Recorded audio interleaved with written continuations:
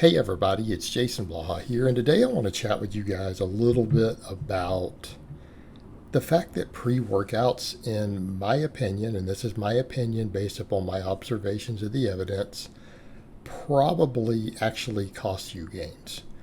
Now, I can't fully prove that. We can prove from studies that they don't help with gains at all, right? We know that much.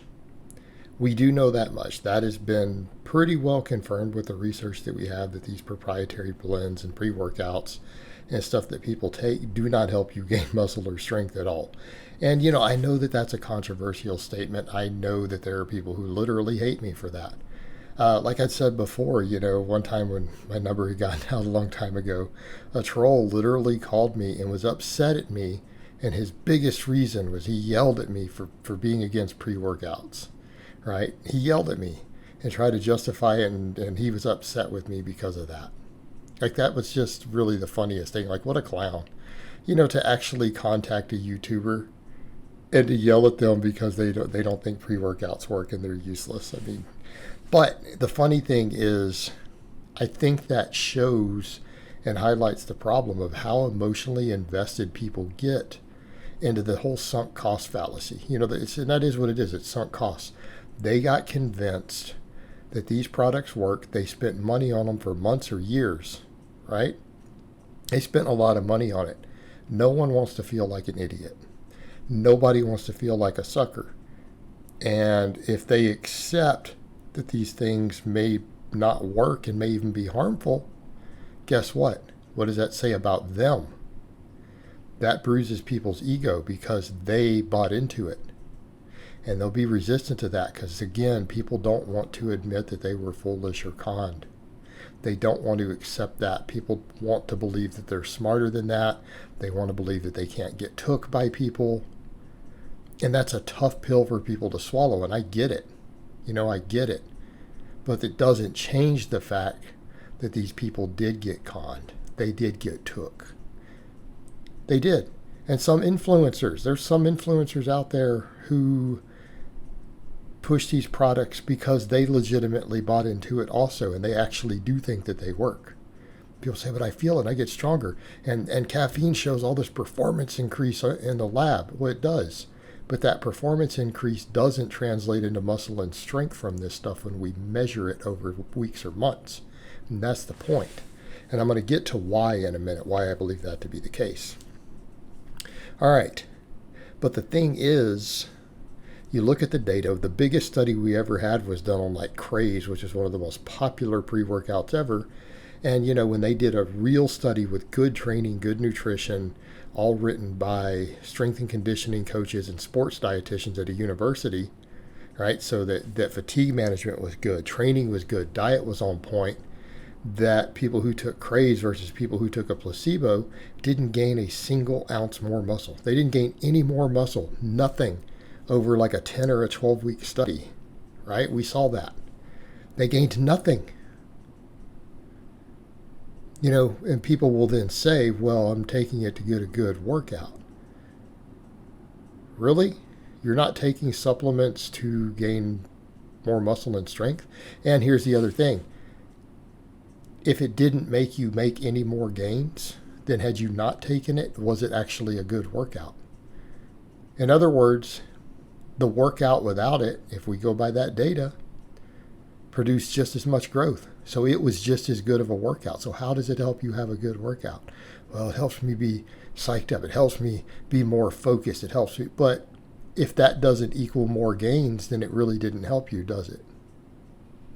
Since when has being psyched up ever produced better gains? Really, we've got data that shows the opposite. You'll gain less muscle potentially from being psyched up. So how's that help you? It doesn't. It doesn't help you.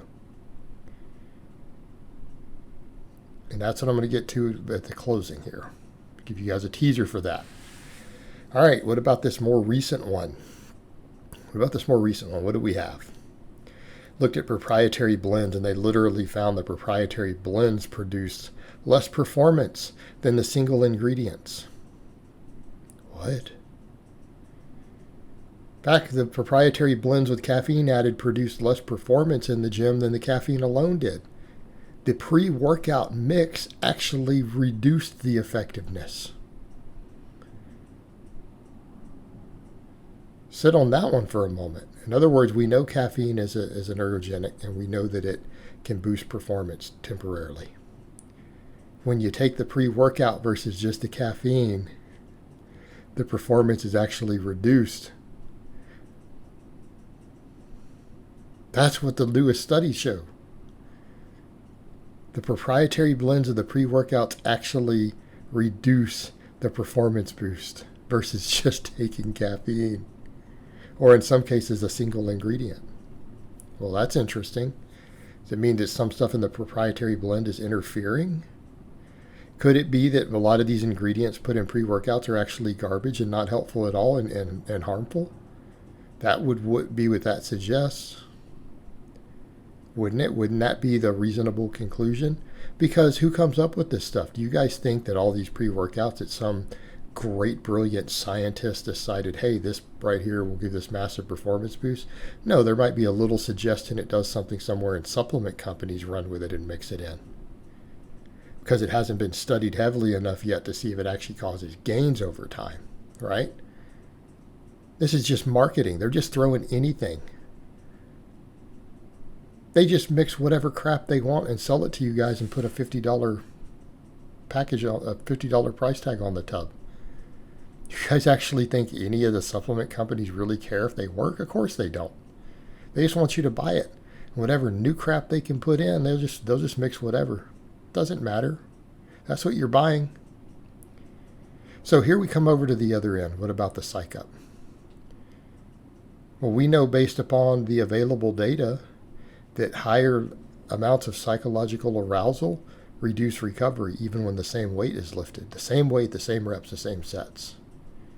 Being psychologically psyched up reduces recovery.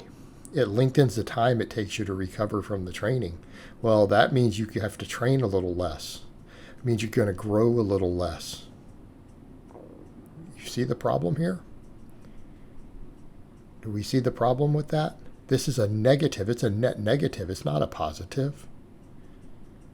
You are literally going to impede your recovery by taking this. And that's not even getting into the sleep component. That's if it doesn't interfere with your sleep. That's just a psychological arousal state. If it interferes with your sleep, it's going to be even worse. So when I suggest that pre-workouts probably are a negative, because they psych you up. Being psyched up is harmful to recovery. Recovery is massive. So these products have been a scam since day one. And yet they still get pimped and pushed. Do you know why? Because the companies that make them, like we said above, they don't care about your gains. They just want you to buy the product. All right, guys, but that's really all I have to say on that today. I hope it's been informative, and I'll talk to you guys next time.